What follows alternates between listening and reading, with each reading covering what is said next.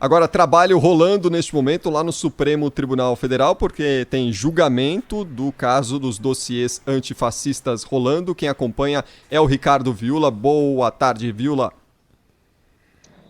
Boa tarde, Cris. Boa tarde, Cláudio Humberto. Para todo mundo ligado na Rádio Bandeirantes e do futebol, a gente vai falar agora do Supremo Tribunal Federal, julgamento que segue em andamento, mais especificamente agora no intervalo depois das chamadas sustentações orais, em que as partes envolvidas no caso, nessa ação do Partido Rede Sustentabilidade, que, entre outras coisas, pede a abertura de um inquérito para investigar esse suposto dossiê do Ministério da Justiça e Segurança Pública contra quase 600 policiais e professores universitários ligados ao movimento antifascismo. E aí pôde falar o advogado da Rede, agora nessa primeira parte do julgamento, também o advogado-geral da União, representando o governo federal, e ainda o procurador-geral da República.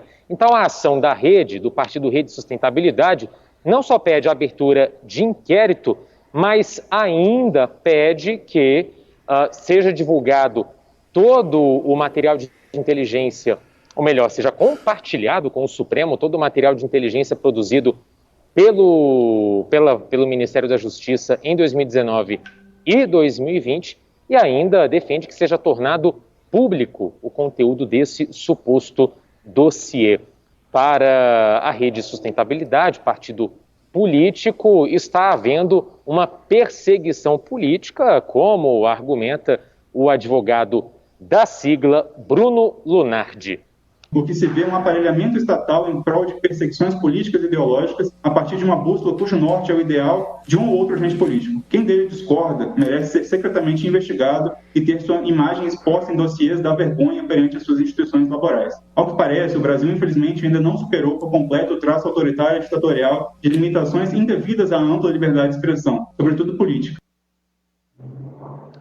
Agora, por outro lado, nós tivemos, até em contraponto a essa fala da Rede Sustentabilidade, nós tivemos a manifestação do advogado-geral da União, então em defesa do governo federal, o ministro José Levi do Amaral, e ele rebateu ponto a ponto dessas principais alegações da Rede, começando pela questão de existir ou não um dossiê. Segundo o ministro da Advocacia Geral da União, não existe um dossiê, não existe uma atividade investigativa, mas sim, há um relatório de inteligência apenas, segundo ele, de caráter informativo e não investigativo. E que esses relatórios fazem parte das atividades do Ministério da Justiça, fazem parte, inclusive, das atividades do Estado brasileiro, segundo o ministro, isso integra, então, uma das funções,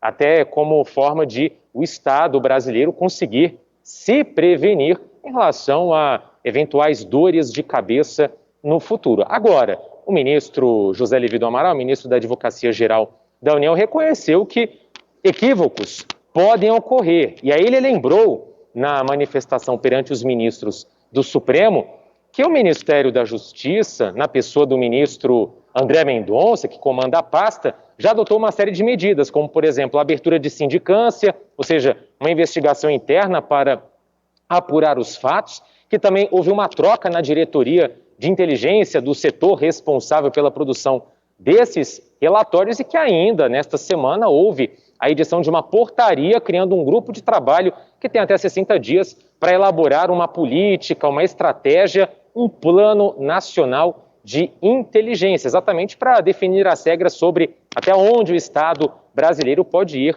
nessa atividade. Também o ministro da Advocacia Geral da União, José Levi do Amaral, defendeu que esse material, ao contrário do que quer a Rede Sustentabilidade, deve permanecer sob sigilo, não só para garantir o bom trabalho de inteligência do Estado, mas também para preservar a identidade das pessoas que são citadas no relatório. E aí, por fim, um outro pedido da Rede para compartilhar todo o material de 2019 e 2020, material de inteligência produzido pelo Ministério da Justiça e Segurança Pública. O ministro da Advocacia Geral da União disse que nesta semana esse material esses documentos foram enviados ao Supremo Tribunal Federal, relatórios não só de 2019 e 2020, mas também de anos anteriores, ou seja, que a pasta, o governo, foi além do solicitado, do defendido pelo Partido Rede Sustentabilidade.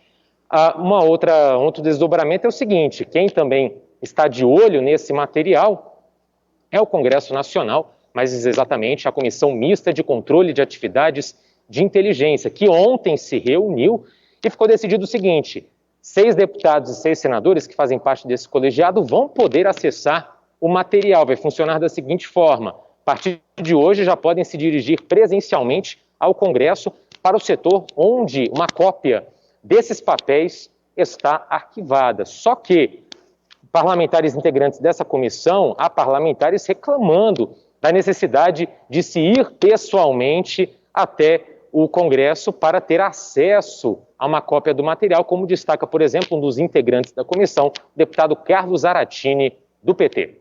Os deputados e senadores poderão retirar esse disquete na secretaria da comissão aqui em Brasília. Isso vai, evidentemente, impedir que muitos deputados e senadores que não estão aqui tenham acesso a esse documento. E aí, por fim, explicar apenas que, para fazer essa retirada presencial da cópia do suposto dossiê, os parlamentares que integram a Comissão de Inteligência do Congresso precisam assinar um termo de confidencialidade. Cris, Cláudio Humberto. Muito obrigado, Ricardo Viola, falando ao vivo, direto de Brasília, trazendo um panorama geral de como está sendo essa sessão no Supremo Tribunal Federal, que avalia, discute essa questão dos dossiês antifascistas.